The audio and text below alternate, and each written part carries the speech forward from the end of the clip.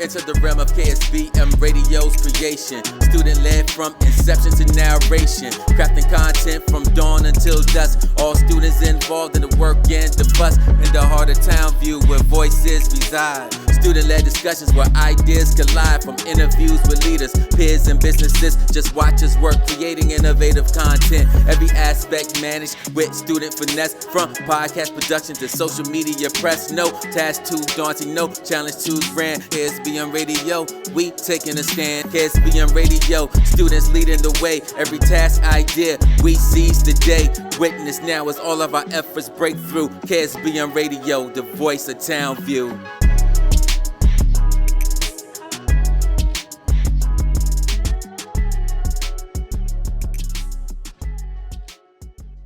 Come closer to the music. Broadcasting live from Marvin E. Robinson School of Business and Management, Dallas, Texas. My radio station. We are KSBM Radio, the voice of Townview. Hello, and welcome to KSBM Radio, the voice of Townview. I'm your host, Jamal, and my fellow co-hosts are Emilia, Simone, Rosie. And today we are interviewing Mr. Yousef Najim, a dedicated chemistry teacher in the School of Health Professions. Mr. Najim combines his passion of both science and real-world experience to make complex concepts both relatable and engaging. Born in Alexandria, Iraq, and educated in the U.S., he brings a unique and diverse perspective to the classroom. So before we start, is there anything you'd like to share with our audience? I'm just happy to be here today. Happy to be out of my class. Just kidding. No, they're happy that I'm gone, but happy to be here. Thank you very much for inviting me. Yeah. Moving on to our first question. Can you tell us about your early years in Iraq and what it was like moving to the U.S. when you were young? Sure. So I moved to the United States when I was about 5 years old. So prior to that, my experience in Iraq or my memories from Iraq, I was a kid spending most of my time with my cousins, playing at top of rooftops. I do remember talking to my dad, who had already came to the United States. So he left Iraq during a war that was happening over there, him and his two brothers. And then eventually we were brought to the United States as refugees. So, we came here in 96. And as a 5-year-old, I got to go to elementary school here. So I started my education here in the United States. But as for memories in Iraq, not too many, but I did get to go back and I did make some memories eventually. So how did your dad's experience as a refugee impact your perspective on life and education? My dad always made it very clear that we were lucky to be here. So we have family in Iraq and they had way less options there, opportunities for work and opportunities for education. My dad valued education. He put that above everything else. He always made sure that we understood that the opportunity we had was a big deal. I wasn't allowed to miss school, whether I was sick, not sick. I was always at school. He put that above everything else. That whatever you do, you got to put 100% into it. You got to do your best in whatever it is you do, and whatever you do is important. Okay, so how did you adjust to the school? When I went to school in Fort Worth, people would speak to me in Spanish. I didn't speak Spanish. I didn't speak English. I was very difficult to communicate with because I had no idea. And my parents, all they knew was, no, we got to take him to school. And I would get to school. I'd need a drink of water. I'd be really thirsty, and I wouldn't know how to get one. So it was really tough in the very beginning. But because I was young, I did pick up on English pretty quickly, watching TV. So by about first grade, I was speaking English, okay. What kind of student were you in high school, and did that change when you entered college? I felt like I was always behind. Other students were just a little bit more prepared for the workload than I was. And I switched high schools 4 times. So I went to Martin High School, then I went to Bowie High School, then I went to Summit High School, and then I went to North Crowley. I was switching from semester systems to trimester systems.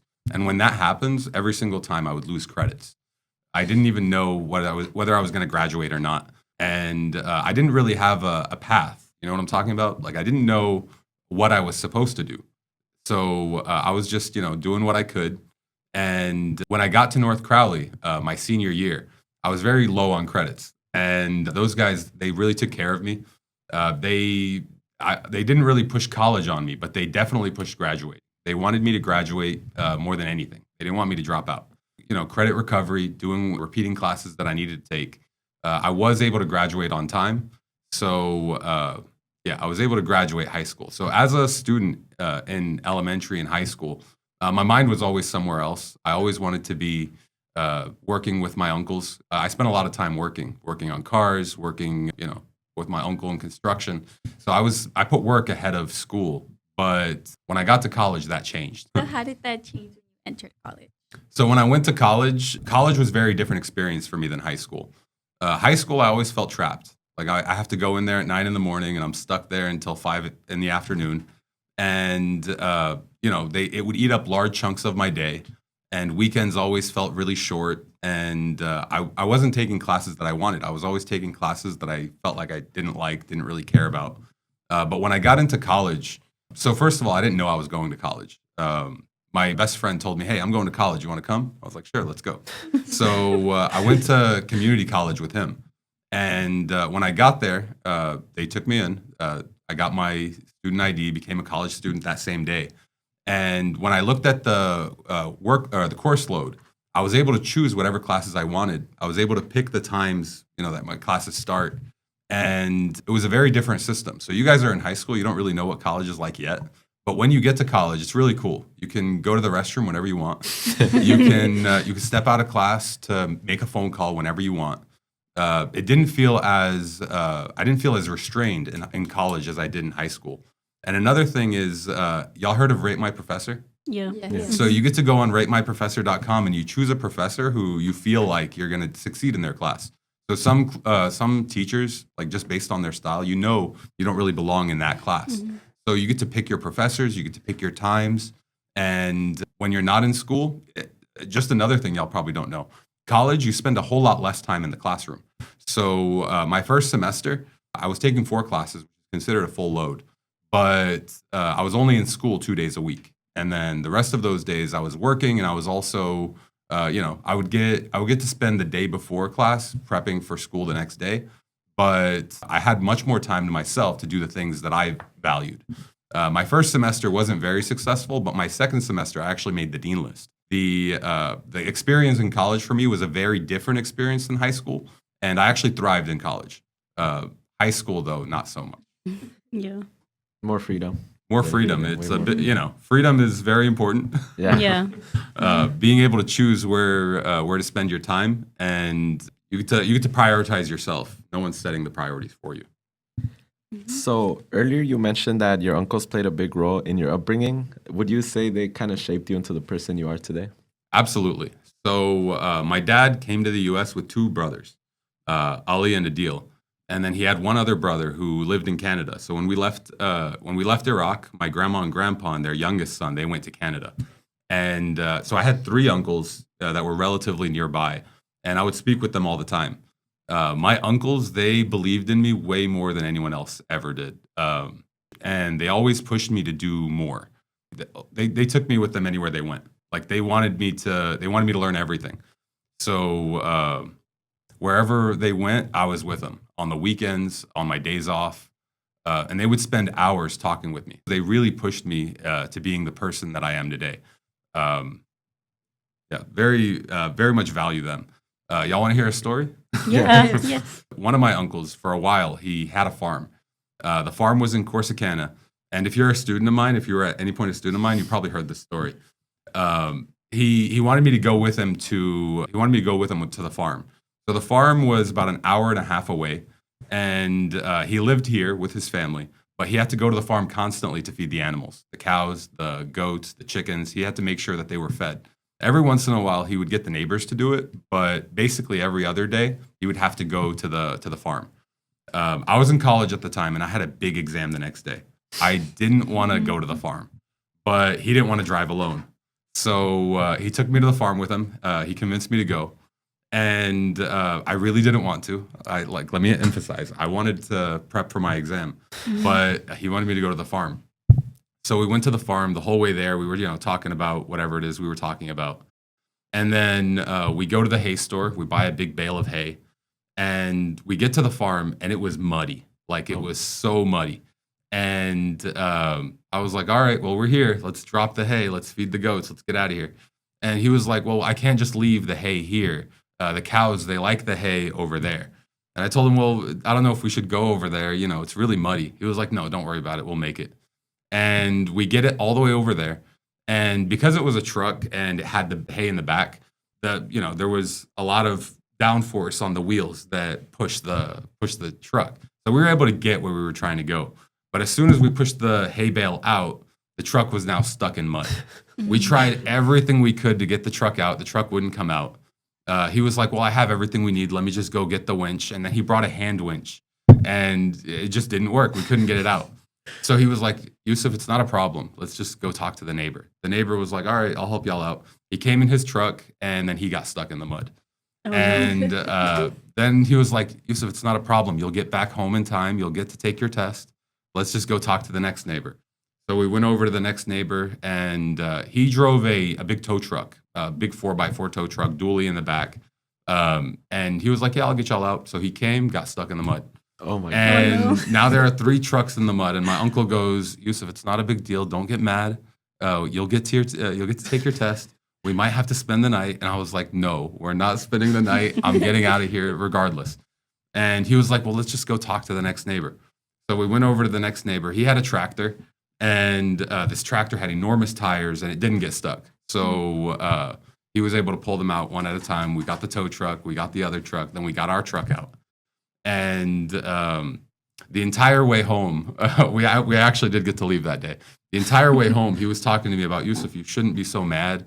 You should always, you should be able to count on your neighbors. Your neighbors are there for that reason. And we have to count on each other. And that was the lesson that he wanted me to learn that day. The lesson I learned that day was to drive a 4x4. So every car I've bought since then has been all-wheel drive. I'm not trying to be stuck. The feeling of stuck, I never liked it. But yeah, that's the story about one of my uncles. He prepared you to get a 4x4? Yeah, and I got countless stories about my uncles, but we'll stop right there.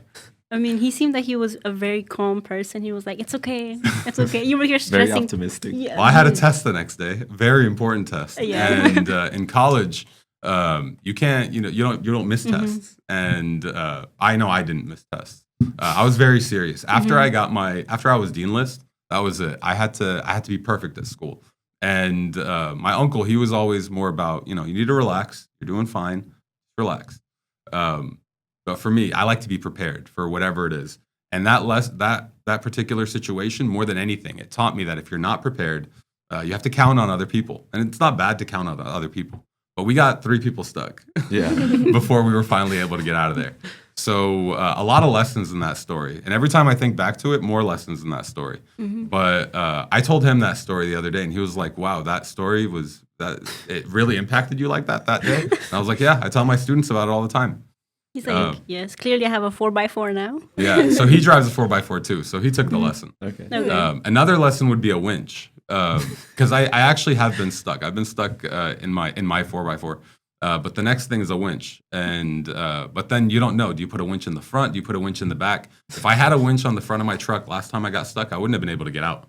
But last time I was stuck, funny story, he was the guy who came and pulled me out. But yeah, that's getting stuck in the mud. That's something I do a lot. Okay, so what would you say is like some of the most valuable skills you learned from your uncle in the salvage yard? So the salvage yard, that's actually this uncle. So before he had the farm, he had a salvage yard. And for those of you who don't know what a salvage yard is, it's where dead cars go. So your car, once it's dead, once you can't fix it anymore, once it's not worth fixing, you throw it at the salvage yard. And at the salvage yard, we paid nothing for cars. So you could drive in with a car, and we'll pay you $150, $200 for it. So I spent a lot of time there, and what it taught me was how to devalue a car. So cars are really, like, people will pay $50,000 for a car. Junkyards, they look at the components. The salvage yards, they see, okay, the doors are worth $200 a piece. The engine is worth $1,000. The transmission worth $2,000. So we were able to part the car and think of it in that kind of way. The whole car, though, we would pay nothing for it.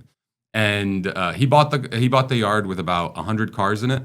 And then the time that we were there, we got it up to about 700 cars. And as we added cars, we had to learn inventory. So every car that we had would usually come in with most of its parts. And what I did working there was I started by creating a spreadsheet that included every part in every car. And as a new car would come in, I would mark off the parts that were sellable, the parts that weren't sellable. For example, a car in a front-end collision, we can't sell its headlights. Or a car with a bad engine has all good parts, but no engine. So I created a spreadsheet for him because prior to that, he just had to remember what parts he has at the yard. But then after the spreadsheet, I created an online system where not only did we know all the parts that we had, but we also knew the cost that other yards were selling around us. So if our neighbors were selling it for $200, we were selling it for $175. And so I created that inventory system. But I built in a lot of memories there. Building cars, it's where I put a couple of my cars. Every car, so as a young person, my first car came out of there. My second car came out of there. My third car came out of there. And when I bought a car, I always bought a car for spare parts. So when I had a BMW 3 Series, I bought another 3 Series just for parts. And when I needed a part, I had a part. But working with my uncle, he taught me that with regard to cars, it's always a bad component. So if the car doesn't run, it'll stop running for a very minor reason. For example, you have a bad spark plug. It seems like the engine's falling apart. But the component costs about $10. If you know what's wrong with the car, you replace a very small component and the car is up and running again. Or it takes a very tiny thing to make a car, like cars are fragile. But that was the lesson that I learned there. Y'all want a junkyard story? Yes. So one Is the time, uncle in this one too? yes. So one time, a lady came in and she had borrowed her husband's car, and she locked the keys in the trunk, and she came to the yard and she had to drill a hole into where the key was so that she could get the keys out. But she wanted to fix the problem before she went home so that her husband wouldn't find out that she locked the keys in the trunk. And my uncle was like, sure, we got the part, we got the lock, and I'll give you the lock for $50. But here's what's going to happen. If you replace the lock, you're now going to have 2 keys. So 1 key to open the trunk, 1 key to open the car. And she was like, is there any way you could make it that the same key opens the trunk? He was like, yeah, but that's $150. And so she left the car, and then he showed me how a key works. So he pulls out the lock, and then he puts her key inside of the lock, and you see a bunch of pins pop out, which keep the key from spinning. And then he took the actual key and he put it in there, and then all the pins came down, which allowed the key to spin. So he was like, this is how we're going to fix her problem. So he took her key, put it inside, and then a bunch of pins came up. He pulled out every pin that came up and then grinded it down to the smallest size, and put all those back in. And then the lady was able to go back home without letting her husband know that she ruined his original trunk. So that was extremely. I learned how a lock works from my uncle, who he did all this stuff all the time, and I loved spending time at the junkyard with him. And we're focusing on one uncle, but I have these stories with all my uncles. But yeah. If she did pay the $150. Oh yeah, and she was so happy about it too. I would too. Yeah, she fixed a major a whole. Imagine a situation where you had to carry 2 keys just so you could open your trunk. Yeah. Like that was her situation. Plus, she didn't have to tell her husband, "Oh yeah, I locked the keys in the trunk again for the 4th, 5th time, or whatever it was." Yeah. Especially if it was, I guess you said a classic car? It was a Lexus actually. Ooh, Wow. she's. It's the expensive car. I would be happy to pay $152. Okay, what was it like working at ARS Technologies, and did you think you would ever go to teaching after that? So I was planning on being a teacher before I went into reaction technologies. So another important part of my childhood was I really like building computers. And like microprocessors was like, I was very excited to work with chips. And this was actually with my other uncle. My other uncle always had me building computers for him and for his people, for his businesses. So computers were a big part of my upbringing. I love computers. I was on the internet like before the internet. So when I was off, so I knocked the door on Reaction Technologies. I saw this building next to my house and it looked amazing. So I went and knocked the door. And they gave me a job, and I was very excited to work there. So Reaction Technologies is a chip not a manufacturer, but so we applied epitaxial layers to silicone wafers. Basically, the wafers would come in for the chips, the microprocessors, and then we would just run many processes on them using large reactors. And as a biology person, because my degree is in biology, I didn't really belong there, but I did have an interest in the technology, so I really wanted to be there. So they did give me a job as a reaction, like a tech. So I was in charge of running the reactors, and it was a really cool job. So you get to put on, they called them a bunny suit, basically a suit that covers you head to toe, and then you go into a clean room, which is 10 times cleaner than a surgical room. And this building had, like, as big as the building was the AC unit that ran the building. It was very nice, like in the middle of summer where it was 110 outside. It would be like 60 degrees inside. It felt amazing when you walk in. The air was so clean. And my job was just to operate 5 reactors. There were 20 reactors at the fab, so it was a relatively small fab. And I would walk in, I would talk to the previous person who was operating these reactors. These reactors, they ran 24/7, 365. Like, they were open on Christmas. It was always running. You keep these reactors running because they're the money makers, and they're really expensive. So they just got to keep on running. And so I was working 12-hour shifts. I would talk to the person previously. They would tell me the specs, and then I would come in and maintain those specs for as long as I needed to until we finished that particular collection of wafers. And basically the job was to watch the machines, the 5 machines. And we put in these things called cassettes, which have 24 wafers each. And when it finishes a cassette, you put in another cassette. And so if the company orders 50, you run 50. And then you change specs for different, whatever it is you're making, you just change the specs, and that was basically the job. So my job was operating the reactor, but the company itself, they did a whole lot more than that. They had engineers, they had salespeople, and what I found out working there was, if I wanted to continue to work there, I was just going to be a machine operator, which for me, I felt like that was a ceiling. And eventually I felt like my job here is not going to change. I'm just going to be doing the same thing I've been doing. And nothing bothers me more than not growing. You know what I'm talking about? Mm-hmm. Like, when a job gets boring, and for me, every job I've had, and I've had so many, every job aside from the junkyard, the salvage yard, every job got boring eventually, just like Reaction Technologies did. When I worked there, we were manufacturing 22 nanometer chips. And right now, the same fab is manufacturing 3 nanometer chips. So the technology's changed a lot since I've been there.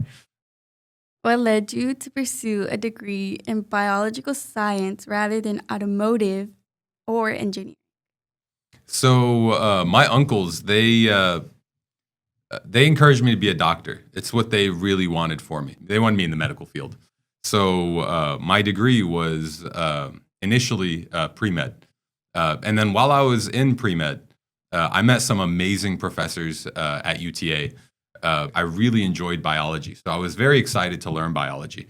And when I was at community college, I took all the sciences I could. I took every science class that they had on the roster. So I knew science was my thing. Why not engineering? I don't know. Like, engineering was cool, but pre-med was biology. Right before graduation, though, I realized that I didn't want to be in the medical field. And I went to some retirement homes. I did some hospital type stuff, and I was just not into it at all. And that's when I decided education. So I had a professor. I don't want to name drop, but I had a professor. He was so cool. And he used to bring a falcon to class. So he had a falcon, and he'd have it fly around the class. He could make animals do whatever he wanted. And I just thought this guy is really cool.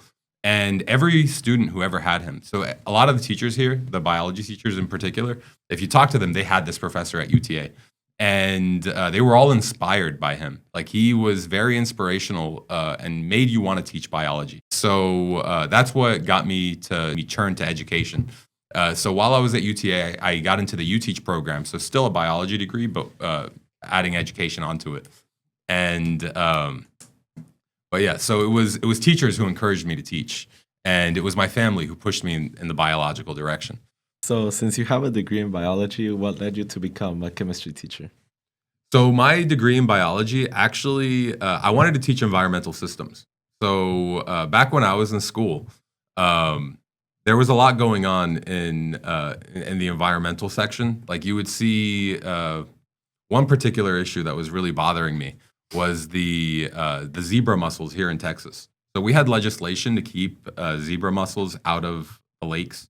So if your boat went into a lake that had zebra mussels, you weren't allowed to take that boat to a lake that didn't. And there was legislation to protect the lakes. And then someone came in and removed that legislation. And I felt like people were tricked into doing that.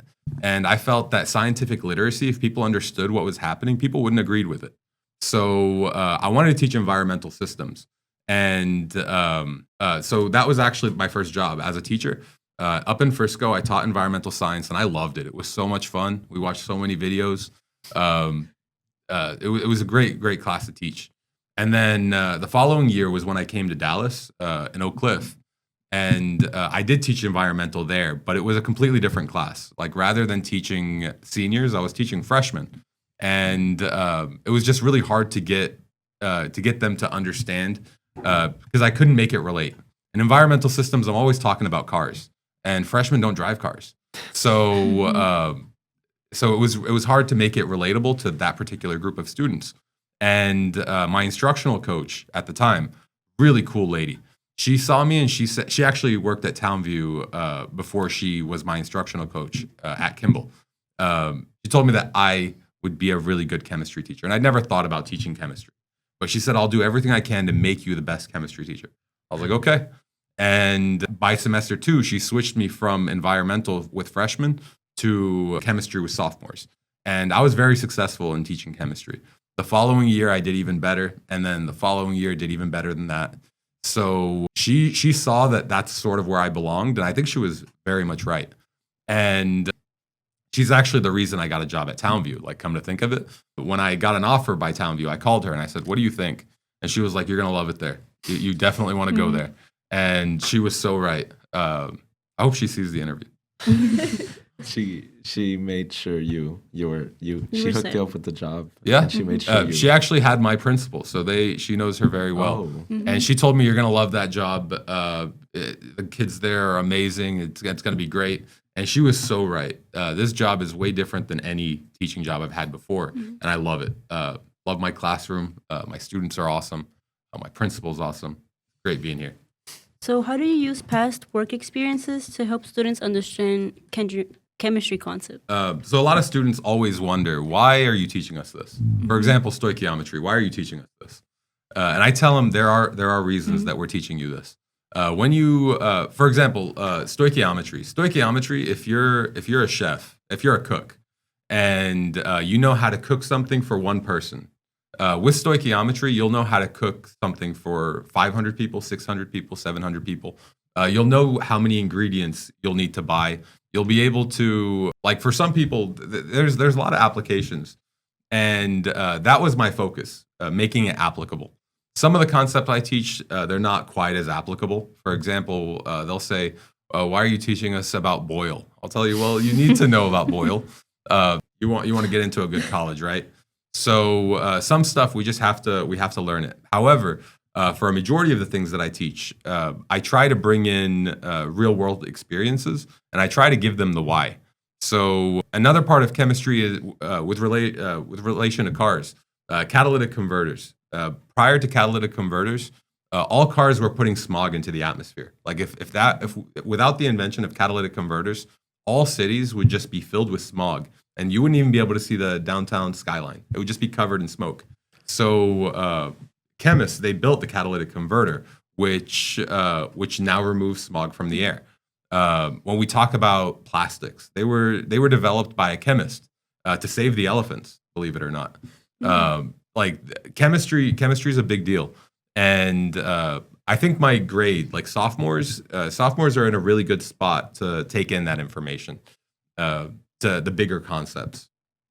So you would say you help them understand by giving them like real world examples? Like there are some things in my class that apply everywhere you go. But then there are some things that are just a little bit more specific. But I try to keep it as real world as possible. Not as like I try to remove the conceptual stuff and then focus on how this can apply to you. Because not everybody in my class wants to be a chemist. Not everybody in my class wants to be a scientist, but there are things that they can apply other places. One of my favorite things is when a student who graduated, they'll email me and they'll tell me, hey, I remember this thing that we talked about in class and I just saw it in real life. Like that's the dream right there. It's the best part about being a teacher, being able to help students other places. How would you describe your team environment you currently work in? Is there any collaboration between you and the other chemistry teachers? Absolutely. My principal did an amazing job with bringing in some of the most talented teachers I've ever worked with. A lot of them have been here for a very long time. And man, I'm so impressed by this school. Our dentistry office, has any of y'all been to it? Our dentistry office is the nicest dentistry office you can find in Dallas. Your view is the Dallas city skyline. It's beautiful. We have a dentistry office. We have the med lab where students get to draw blood, learn how to do things like check glucose, respiration, cool stuff like that. We also have you know how Laws Got Mock Trial? We sort of have these hospital rooms where students will go in there and practice hospital procedures. It's an amazing school working here, and I try to collaborate with them as much as I can. So you'll find me all over the school, hanging out with all these teachers. I'm just very impressed by what we do in this school. I do teach a core subject, and they get to teach the fun stuff. But it's really cool, the people that I work with, and I do my best to collaborate with them. The chemistry department, absolutely, we collaborate all the time. We try to teach at the same pace, just so we use a lot of the same materials. I have an amazing team, and look forward to working with them again next year. Okay, so we know that you're an esports coach. How does coaching connect to chemistry in your mind? So how does it connect to chemistry? If you know anything about gamers, they drink a lot of caffeine. They worry a lot about their focus.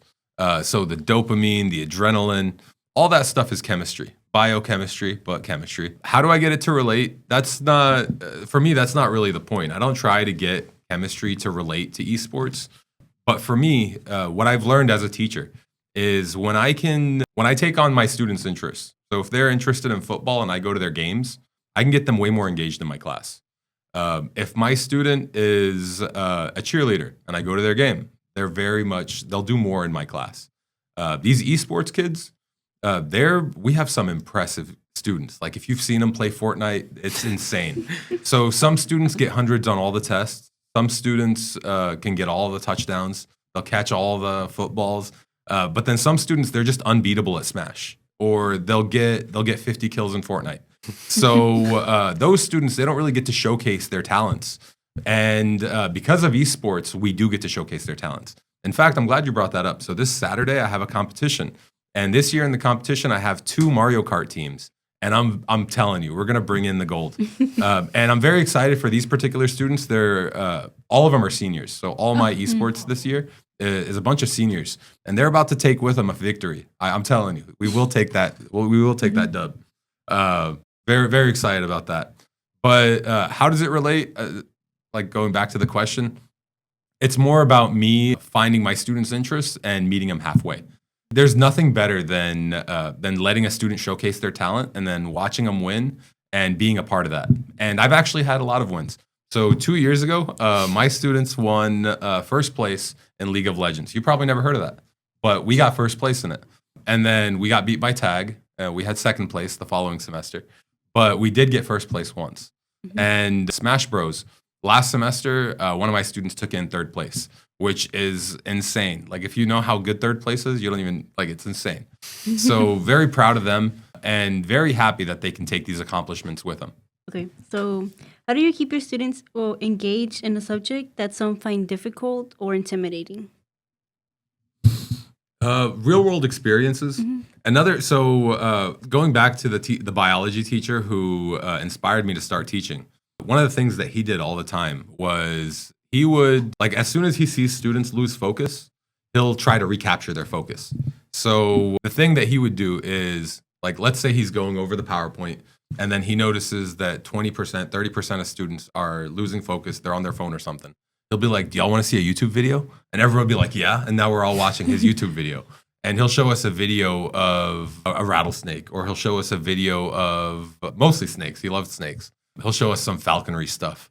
But what he'll do is he was able to recapture all their attention. So as soon as he noticed that he lost them, he'll recapture them, and then he'll get back to the boring stuff. So that's a thing that if you're one of my students, you know that I did that a lot. So as soon as I notice students lose interest, I'll try to recapture them, and then I'll spoon feed them the boring stuff. But that's all we can do. So some stuff like chemistry, if you want, like we need to get that credit, and some stuff can seem boring sometimes. It can't always be fun, but I try to make it as fun as I can with games, with s'mores. If y'all remember the s'mores, I try to keep it as engaging as possible. But at the end of the day, it's on the students. They want the credit, and that's the best part about teaching a core class. They know that it's they know that they need it, whether they feel it's valuable or not. Where do you see yourself in 5 to 10 years, and do you think you'll stay in education? Man, I love teaching. I love teaching chemistry in 338. There's nothing better than that. I don't think I'll ever be teaching anywhere else. I'll tell you that right now. I love Dallas, love teaching here. But can I imagine myself doing something else? Yeah. My uncles, they would love for me to work with them. So right now, both of my uncles are real estate investors, and they want me to work with them. That's an avenue that's possible. But for me, the thing is, I mentioned it before. If I feel like the job doesn't have like constant growth, like I love learning things. Like that's the best part about teaching. Every year I develop my material. Every year I learn more. Every year I become a better teacher. And the growth, for me, that's the best part. If I don't feel like I'm growing, and if I don't feel like what I'm doing has a purpose. So we didn't mention a lot of the jobs that I've had, but some of them just feel like why am I doing this? I'm doing this for money. But with teaching, that's not it. You're not just doing it for money. For example, Jerome over here. I got to see you when you were a sophomore, and I got to witness this growth. And you're going to graduate very soon. I'm very excited for that. Over here, I don't remember your name, but I got to see you. I got to see you become a junior. I got to see you become a senior, and then watching you guys graduate and then enter the workforce, go to college. That's the best part about teaching, and I do want to do that for as long as I can. At some point, though, I don't think my students are going to be very receptive of me, and at that point, probably find another route. But for as long as I can, I do want to keep doing this job. I love this job. I don't want to be a principal. That's not really my thing. Being in the classroom, that's sort of where I belong. Okay, if you weren't a teacher today, what would you be doing? That's a funny question. I would be an electrician. That's what I would be doing. During COVID, I noticed the value of having electricity at home. So just imagine COVID without power. Like everybody was sitting at home watching their Netflix. But in places like Iraq, where they have rolling blackouts, the importance of electricity is it's so important over there. Iraq is a lot like Texas with regard to the heat. It's hot all the time. And imagine your AC running for 2 hours and then dying for 2 hours. So during COVID, I saw the value in having a functioning power grid, and I say electrician, but really it's going to be solar, wind, renewable energy. That's where I see myself if I wasn't a teacher. That was also my favorite class that I took at TCC. While I was at TCC, I told you I took all the sciences. I took DCAC, which is an electrical class. I took solar and wind energy, which was about renewables. So that's probably where I'd be if I wasn't teaching. And I see a whole lot of value in that, helping people who don't have power. And just think about the time your AC didn't work and how you valued that electrician. We would see them across the street. Oh my God, he's coming to our house. Yeah, I'd be wondering when is my light coming back? When's the power coming back? Mm-hmm. So, given you had experience with semiconductor fabrication, how do you see the future of this technology changing? Oh man, if you guys are young, but y'all remember when M1 chips came out? Y'all remember the chip shortage during the PS5? Yes. Mm-hmm. Yes. So during COVID, the PS5 was released, and we just didn't have chips. There were no chips, and it was impossible to get a PS5. All these people were paying $800,000, $900,000 for a console that was supposed to cost $400,000 or $500. So what's really cool is very recently here in the US, we started manufacturing chips. So TSMC, Taiwan Semiconductors, they're the biggest chip manufacturer in the world. They build for Apple, they build for PlayStation, they build for everybody. You give them their design, they produce the chip, and then you put it in your device. So recently, they're building fabs here in the US. So we're about to start building the highest quality chips right here at home and not really depending on because back then what was happening was you couldn't get those chips from Taiwan. So it's very exciting to see that we're going to build more of these chips here at home. I told you that when I was doing it, we were building 22 nanometer. Those chips really, they're good right now to running cars for sensors, but they're not chips that you would put in your computer. Apple very recently, they came out with the M1 chip, which was their first ARM chip. I think it was a 4 nanometer or 3 nanometer chip. And then they came out with the M2 and they came out with the M3. And if you have any of these computers, which you guys do right there, these chips, they consume a whole lot less power and they're much more efficient. What's changed in this technology is we used to run these bigger chips, these x86 chips.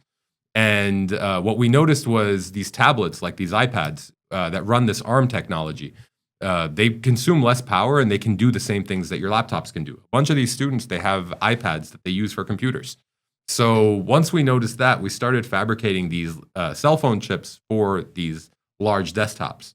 That's the future. So the future is smaller and smaller chips, thinner devices, and I'm very excited that we're actually building these chips here. These are going to bring a whole lot of really cool jobs. I'm excited for my students who are going to get into nanofabrication, and I'm really glad we're doing it right here in the States.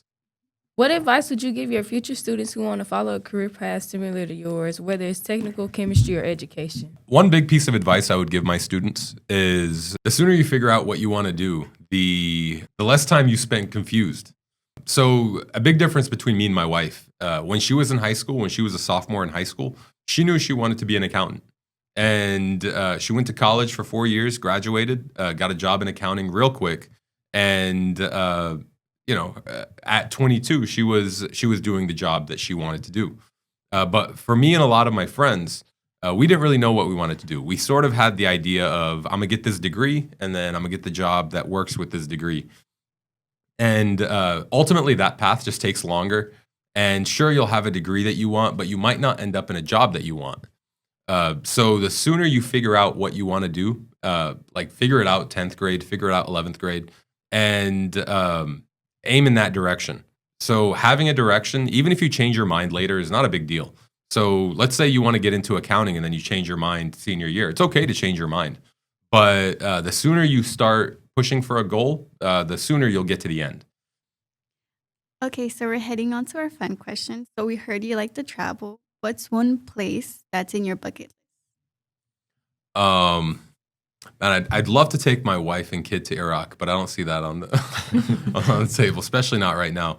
But my son Jojo, he really wants to go to Japan. He loves Pokemon, loves Super Mario, and Japan is on the bucket list. Can't wait to go there. Maybe this summer, maybe next summer. We'll see. That's on the bucket list. I also want to go to Japan real bad. It looks so nice out there. Yeah, it does look so much technology too. Love the technology. Yeah. Numbers like Yeah. So whenever I had your class, you would always assign us on your YouTube channel. So like, what kind of got you into becoming YouTube, and like, do you still do it? You call me a YouTube man? A YouTuber, maybe? I'm not a YouTuber. So when I during COVID, I remember, man, COVID was crazy. I don't know how young y'all were, but during COVID, we knew right before a break that was coming that we weren't coming back to school. And so we all went and we took that break. I don't know if it was spring break. I don't remember. But we all took this break. And then as teachers, we saw the rest of the world was shutting down. So we had an idea, okay, we're not really coming back here. So we should take our stuff and get out of here. And I went home. And then eventually we decided that we were going to start teaching again. And the world was changing and we had to adjust to it. Like you have to evolve. If you don't evolve, you die. So we had to evolve with the times. So I started trying to figure out the best way to teach my students. And I found that if I were to make these videos, just like you guys, I can make a video, I can make mistakes, I can cut the mistakes out, and then I can make this compressed video that's as good as it can be, and then post it to my students, and I'd have 7 or 8 classes watch the video. A lot of my students at home did want to learn. Like they were trying to get the work, and when they had a class that wasn't giving them the work, that was just giving them a worksheet, they weren't doing it. But when they felt like, okay, my teacher spent so much time making this video, I'm gonna watch it.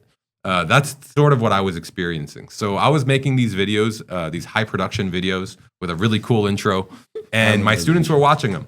And so that's what got me started. When I came back to school, I found that if I continued making these videos, the students who were absent could have a way of learning the material that they missed. So I just kept doing it. And when I got to Townview, I had years worth of videos. And some of them were for my Kimball kids, some of them were for my North Crowley kids. And then eventually, now my new videos, they're all made for the Townview students. And yeah, I was assigning students work for mostly stuff that they missed. But that's just one YouTube channel. I love making videos, love editing my videos, and it's just a nice way to get a snapshot of what happened at that time.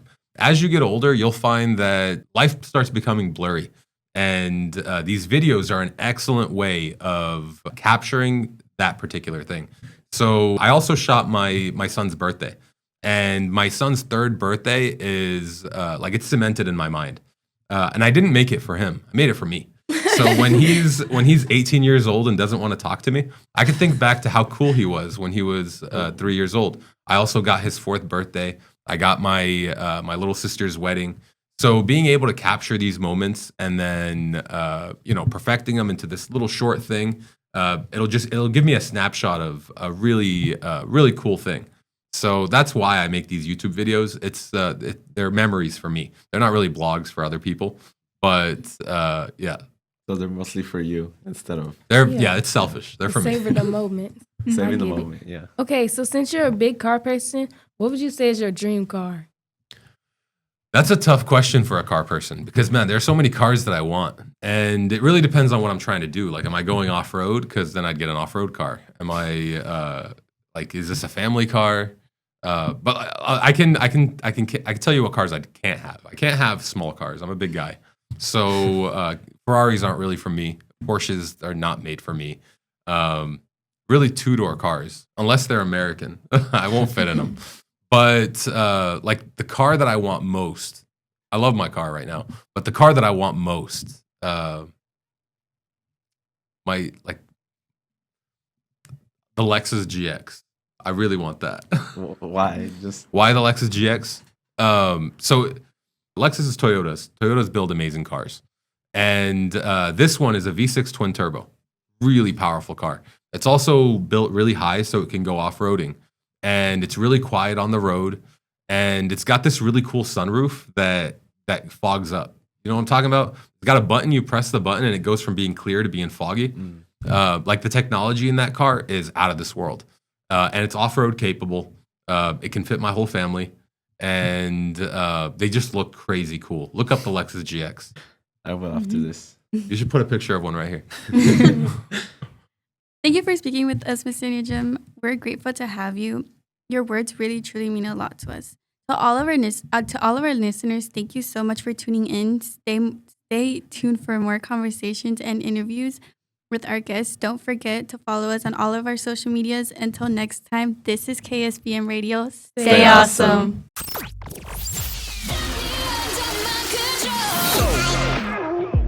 Thank you for listening to KSBM Radio, the voice of Townview. My radio station. We hope you enjoyed the great content and great discussion, all from a student's perspective. Make sure to follow us on Twitter for the latest updates at KSBM_TVT or on Facebook at KSBM Radio. Add them on Facebook. Check them on Facebook. Take care.